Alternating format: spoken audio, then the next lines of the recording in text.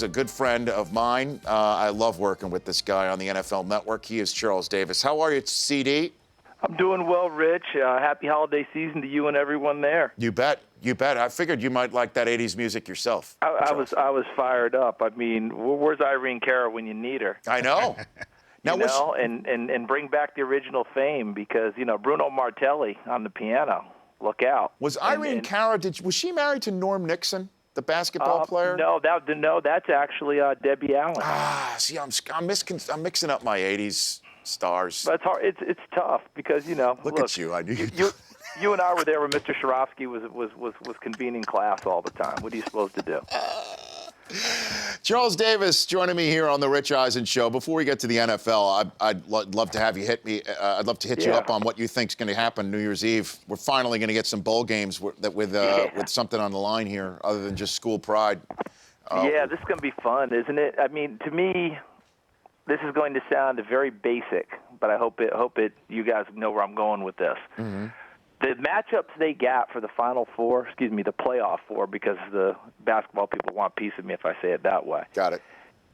They match up style-wise in the semifinals. They're the same teams in a sense. Oklahoma, Clemson play similar styles. Alabama, Michigan State, similar styles. If you want to break it down and try and put them in a box, one is going to be more of the speed, spread them out, flash type stuff. That's Oklahoma, Clemson. Alabama, Michigan State, you can play the old proverbial phone booth in between the old hash marks, pound away at each other. It's going to be fun to watch because there's not much contrast in style, but which guys are going to make those plays that win. From where I sit, look, Clemson has had a remarkable year. They're tremendous. I picked Deshaun Watson to win the Heisman in preseason, so I got close on that one. But Baker Mayfield, and you can find anything I've said, written, whatever, you'll know I'm a huge fan of this long before he hit the scene at Oklahoma. I was a fan of his Texas Tech. I call him the gangster QB. He captured that team the minute he went in that Oklahoma locker room. He took over. I knew Trevor Knight had no shot. Trevor Knight's not that type of tremendous kid, a good player. Wherever he transfers, they'll get a wonderful young man. He needs to go to a place where there's not much pressure. This kid, Mayfield, his kid loves it. Eats Tic Tacs. He's the difference. He's why Oklahoma's sitting there today and allowed them to get on their feet. He won that Tennessee game earlier this year. Otherwise, we're not talking about Oklahoma. Flip it over to Alabama, Michigan State. My only question about either one of them, what will they have left after bludgeoning each other in their game? That's what I'm wondering because, look, we're going to do a lot of NFL talk, Rich, come in when the calendar turns. We're going to do that. Mm-hmm. But let me very quickly say this about Derrick Henry. I can't wait to talk to our pro scouting friends and personnel, front office personnel. If Alabama gets to the finals, Henry in the last two games has carried it 46 times against Auburn and I believe 39 times in the SEC title game against Florida. Yes. You have any doubt that Nick Saban's going to put in his chest 40 or more times in these two games necessary? Think about that odometer for his last four collegiate games. I've got Charles Davis here on the Rich Eisen Show. And, the name I've heard about Derrick Henry at the next level being mentioned more than anything else is Brandon Jacobs.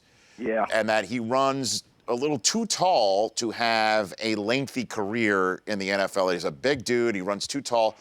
In that respect, then, let me ask you this question. Who is the most pro-ready player that we're going to see on New Year's Eve, in your estimation, Charles? On New Year's Eve? Yeah. Ooh, out of that four? Out of the four. Ready? Yeah. Who's pro-ready? Who? There's a defensive end for Oklahoma named Charles Tapper, who I think is ready to go. Okay. I think that if you send it elsewhere, Connor Cook's going to get a lot of attention from Michigan State, but he's going to be in that quarterback pile we're going to dissect ad nauseum and go with it that way. But I'll go with Tapper just as one of those guys that I really, really like that doesn't get a ton of attention, but he can play. Charles Davis joining me here on the Rich Eisen Show. So based on what I heard you say, you like Oklahoma over Clemson? Or is that I do. Okay. I do. You're right. You're exactly right. I like Oklahoma over Clemson. I like Alabama very close over Michigan State, but nothing would surprise me in that game. Absolutely nothing. Both of them got what they wanted.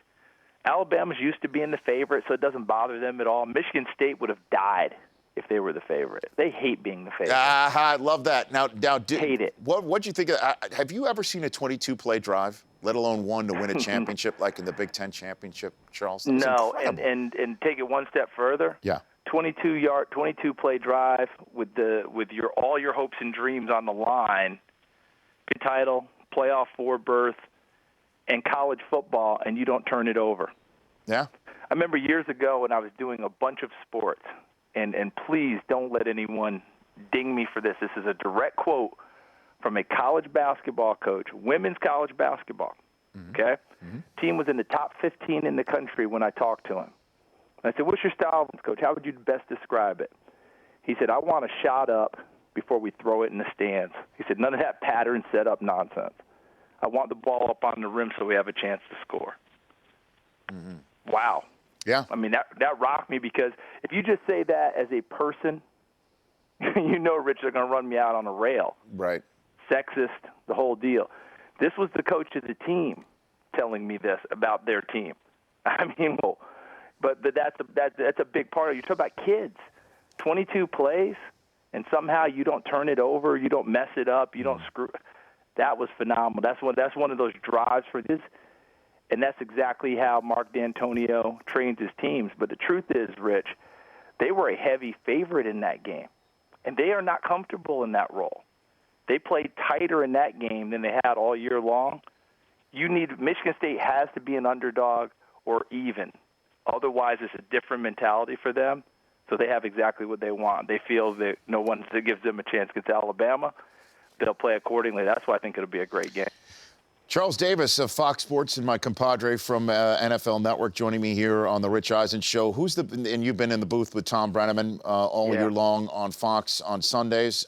Who's the best team you've eyeballed all year long, Charles? Carolina best. It's the best team I've seen so far. You've seen Arizona too? Seen Arizona as well. It's a great game. But Carolina has been an underrated offensive line.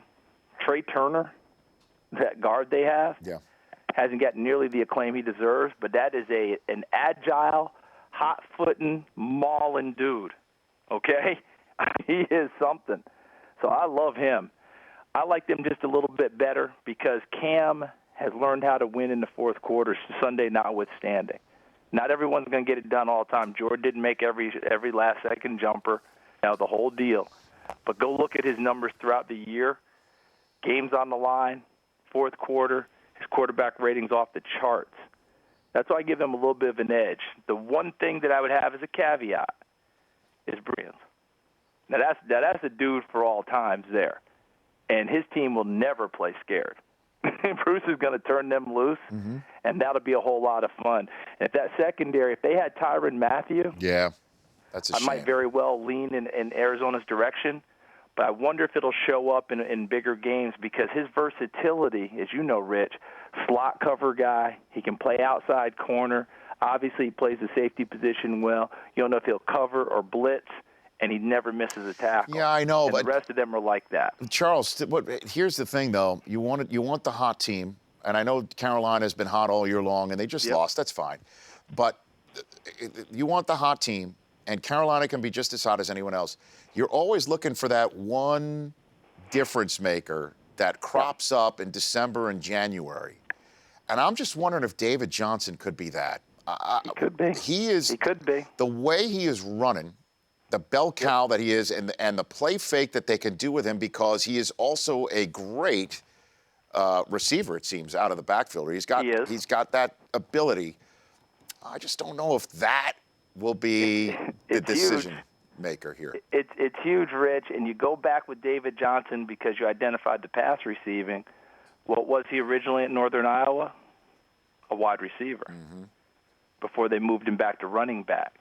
The tape that jumped off the charts for everyone when they really sat down to analyze was the game against Iowa, where he had digit catches in the game as well as ran it.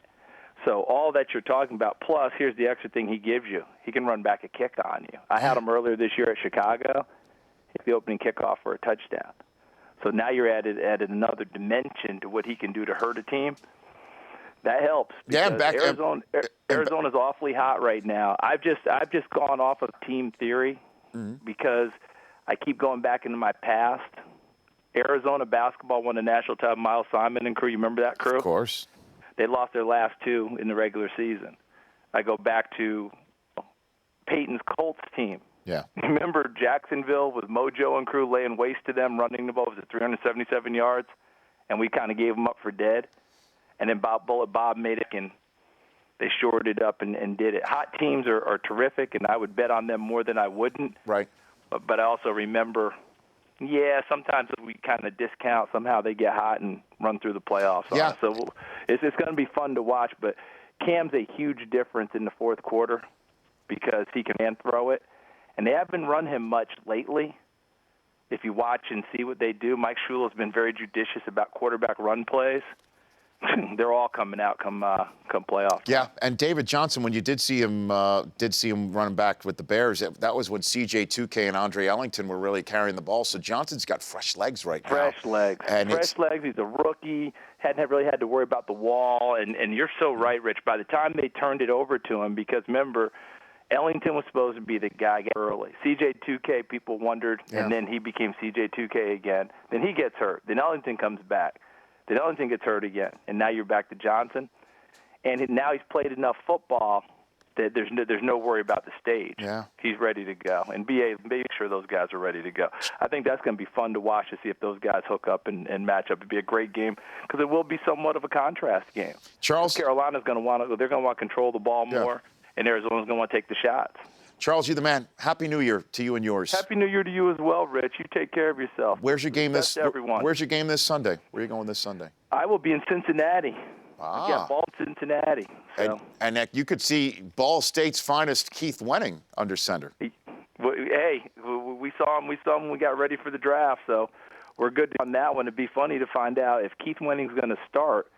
Who becomes the backup? Will McCarron be the backup, or will they deactivate him too and bring in somebody else we got to prepare for? Charles, you take care of yourself. Happy New Year to you. You bet. Best to everyone. You Bye-bye. bet. Thanks. And that's why Charles is so good. He's one of the best in the business. The Rich Eisen Show, weekdays at noon Eastern. On Audience.